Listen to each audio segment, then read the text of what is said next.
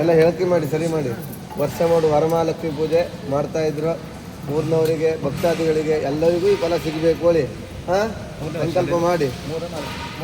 ಮೂರನೇ ವರ್ಷ ಈ ಮಹಾಸತಿ ಅಮ್ಮನವರ ಸನ್ನಿಧಾನದಲ್ಲಿ ಕಳೆದ 3 ವರ್ಷದಿಂದ ವರಮಹಾಲಕ್ಷ್ಮಿ ವ್ರತ ಮಾಡ್ತಾ ಇದ್ದೇವೆ ನಾವು.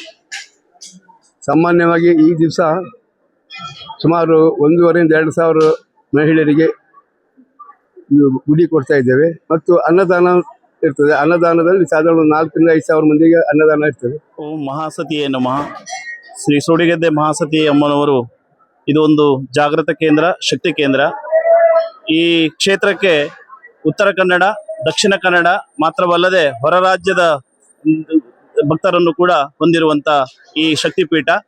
ಇಲ್ಲಿ ಕಳೆದ 3 ವರ್ಷಗಳಿಂದ ದೇವಿಯ ಸನ್ನಿಧಿಯಲ್ಲಿ ವರಮಹಾಲಕ್ಷ್ಮಿ ವ್ರತವನ್ನು ನಡೆಸ್ತಾ ಇದ್ದೇವೆ.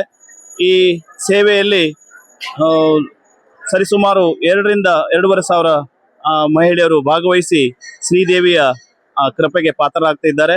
ಇದರ ಜೊತೆಯಲ್ಲಿ ಶ್ರೀದೇವಿಯ ಎಲ್ಲ ಸದ್ಭಕ್ತರ ಆಶಯದಂತೆ ಶ್ರೀದೇವಿಯ ನೂತನ ಕಟ್ಟಡ ನಿರ್ಮಾಣ ಕಾರ್ಯ ನಡೀತಾ ಇದೆ.